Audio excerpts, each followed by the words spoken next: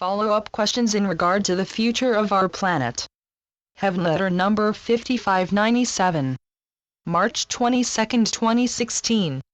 Prashant to God. Further questions to ask you, God. 1. Since you mentioned that bodies and the world will be changing for the better, will the day come where the majority of people will be able to live without food, thus saving 2/3 of the farm/agricultural land on earth which is used for cultivation of agricultural crops and as feed for cattle, meat, beef currently, and so that forests will grow again, and other species will flourish. I am aware that currently few hundred to few thousand people are able to live without food in this world, breatharians. 2. You mentioned that the human body is being created perfectly and in perfect harmony, which is true for all the other million of other species on Earth, from my point of view. Then why do humans destroy billions of plants, trees, and animals on land, sea, and air for its needs, and pollute Earth which no other species other than human beings have done? After a few weeks, I plan to ask another general question on afterlife, reincarnation, life on higher planes and dimensions such as astral, causal, soul planes, scenery, structures, and geography, limitations, and powers and levels of merging with God, choices we have, and oneness, etc. It feels good to support Heavenletters, which publish a letter from God every day for humanity. God to Prashant. Beloved Prashant, I said that the world already has been changing. Look for the signs for that. The lion is already lying down with the lamb. There is wonderfulness in the world. Look for it. Why do you have to know all these answers? If you had all the answers, what purpose would they serve? Other questions will arise. These questions about the world you ask clearly mean a lot to you and the world at large. These are questions to me from your heart, and they matter more to you perhaps than questions about your individual life. Dear one, these questions are also a diversion from yourself, as if with a snap of your fingers, you can know all the answers. Answers are within you. All the answers are deep within you, yet you do not have to have the answers in words, for one word leads to another. Every question has sub-questions. That is why young children will ask their fathers about the stars. And with the answers, the child then adds another layer of whys, and the questions go on ad infinitum. Questions are infinite. Questions have their merit, and questions continue. Sometimes asking questions is like paring the skin off a pineapple. Each question comes from one angle after another, yet every angle is from the one pineapple you pare. Or, we could say you are a woodchopper. Here is a big tree. You hack here, you hack there. You hack from different angles until the tree is chopped down and falls to the ground. Yet all this time, from the various angles, you are at the end, chopping the same one tree. All the hacking is directed to the same one tree. All your added angles of your questions are angles that come from the same one question, beloved. The answer I gave to you last time, my son Prashant, also addresses your further lists of questions. In the surface of the world you live in, there are lists. In the surface of the world, there are lists of questions to ask. There are plenty of questions. Why questions are not of the importance you hold them in. Look at the whole and not so much at the pieces. In heaven, which is a state of consciousness, there are no lists kept. There are no questions. There are no questions to ask, and there is no separate person to ask the questions and no separateness either to answer the questions. Recall, there is oneness.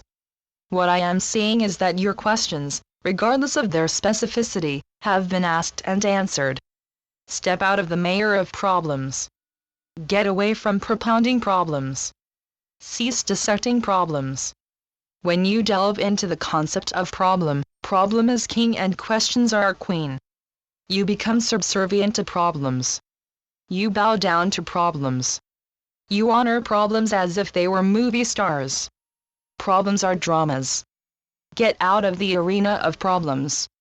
Problems burden you. Live your life better without the concept of problem. Regarding life on Earth, Life is short. Get on with your life and live it. Questions are of the mind. The mind has its place, yet questions of the mind are not your playground. They are not your high ground either.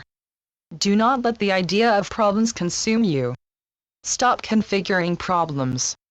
Don't look for them, for you compound them, which is not at all what you mean to achieve. The answers to problems do not lie in the problems. Elevate yourself. What does it mean when I tell you to lie down in green pastures? It doesn't mean to get riled up. It doesn't mean to wrap difficulties around you like a serape. To lie down in green pastures doesn't mean to count problems. It doesn't mean to start an uprising. Funny, isn't it, the word uprising? It doesn't mean to rise. It means to fight. Get out of the realm of problems. Lie down in green pastures and look at the sky. Look up, for heaven's sakes. The solutions you so desire are not to be found in the problems themselves. Bring more happiness into your life, and you will raise the world. Clearly, this is your intent, to raise the world. The world believes there is no end to problems. The world believes that problems are weeds that crop up without an end in sight. The world believes that problems must be weeded out one by one, and that the world must solve the problems. The world is quick to believe, however, that there is an end to happiness. The world believes there is a quick end to happiness. What a difference it will make when the world reverses its position. Pointing out the ills of the world does not uplift the world. Your role in the world is to uplift. Your role is not to chasten the world. Go higher than the world. Go deeper. Whatever you do, don't be what the world seems to mean when it tells you to be realistic. Questions often include indictments. Questions may carry worth, yet indictments do not. I tell you to get out of the drama, beloved Prashant. Drama agitates. Drama has not brought lasting peace to the world. Hardly. The concept of loving your enemy is not idle. The fact is there are no enemies. The people in the world think so. There are people judged. There are people cast out and not heard. And there are conditions and situations looked at harshly as well. You, everyone, Prashant, will do well to find love in their hearts for life even as it appears to be. Have trust in me. Trust in yourself. Have trust in life. This will make all the difference in the world. Grow flowers. Love to you and all. God. Channeled by Gloria Wendroff. Prashant wrote. Thanks for bringing God's answer. It is now my challenge to move from problems of the world's state of peace and love, irrespective of outside or inside problems on this earth. Could you publish this God answer in Heavenletters as well? Publishing this God answer will also fulfill my purpose for asking it for the rest of the world and not just for myself.